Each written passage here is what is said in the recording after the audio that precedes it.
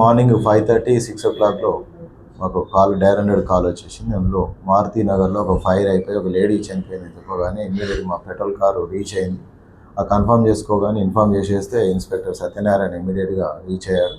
అతను స్పాట్ చూసిన తర్వాత సీనియర్ ఆఫీసర్లకు ఇన్ఫామ్ చేయడం జరిగింది.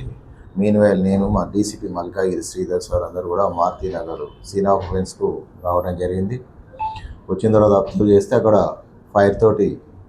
ఫైరింగ్ అయింది. అక్కడ 3 రౌండ్ల ఎంటీ కార్ట్రిడ్జ్ పడిపోయినాయి. పూల్ ఆఫ్ బ్లడ్లో ఉన్నది అమ్మాయి, హెడ్ ఇంజరీ అయి ఉన్నది. తెలుసుకుని భర్త అక్కడ ఏం లేడు. అయితే అరుణ్ వాళ్ళ మదర్ లక్ష్మమ్మ ఆమెను ఎగ్జామ్ చేసేస్తే మార్నింగ్ 5 o'clock అట్లా చప్పుడిని పడింది అత్తమ్మ అన్నట్టు. ఆమె అక్కడ రీచ్ అయ్యేలోపే సౌండ్ వచ్చేసింది. ఆమెకు సౌండ్ విన్నది. ఆమె పోయి చూసేవారికి అక్కడ పడిపోయినది. అరుణ్ అక్కడ పారిపోయినప్పటికీ వెళ్ళాడు.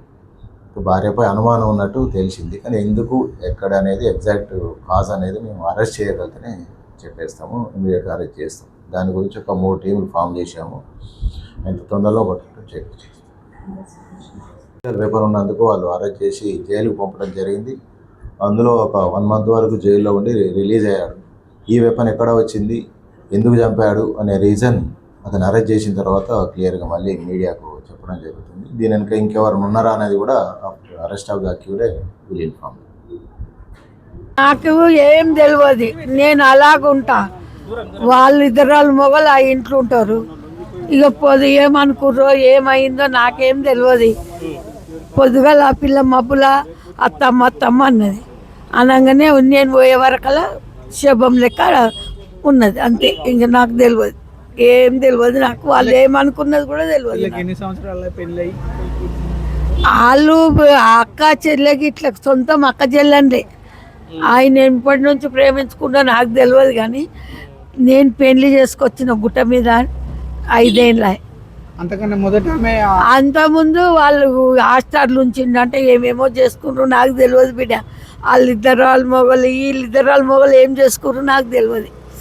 నా ఎంట ఊరికే పడితే నేను 5 ఏళ్ళ గుట్ట మీద చేసుకొచ్చిన. నేనే పిల్లలు కాలే. మొదట ఆమెకు కూడా ఒక పిల్ల 11వ తరగతి చదివేసి చచ్చిపోయింది. వాళ్ళ అమ్మమ్మ వాళ్ళ ఇంటికాడ గోడ కూలి. ఇప్పుడు ఈడ పిల్లగాడు ఏ తండ్రి కొడుకులు ఏమనుకుంటారో పోరండి ఇంట్లో లేడు. ఇప్పుడు పిల్లగాడు కూడా వెళ్ళిపోయాడు. పిల్లగాడు పోయి కూడా 3 నెలలు అవుతుంది. ఎట్లా చంపిండ నేను ఎందుకు చూసినా. నేను గిన్నెలు ఉంటాగా నా రూమ్ 4:30 అయ్యింది అంతే. అంత లోపలనే అయ్యింది. ఎవడు ఈయననా? ఆయన అప్పుడు ఆయన ఉన్నప్పుడు చిట్టీలు పెట్టుకునే. ఇప్పుడు ఫైనాన్సులు ఇస్తాడు. ఇప్పుడు 2 ఏళ్ళ నుంచి ఏం చేస్తుండో నాకు తెలియదు.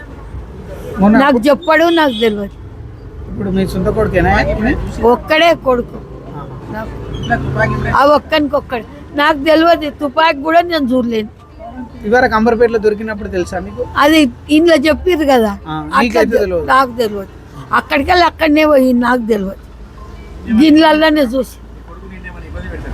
ఇక నాకంటే నేను ఆయన ముందుగా పెళ్లి అయ్యే 30 ఏళ్ళు అవుతుంది. అప్పటి నుంచి అలాగున్నా.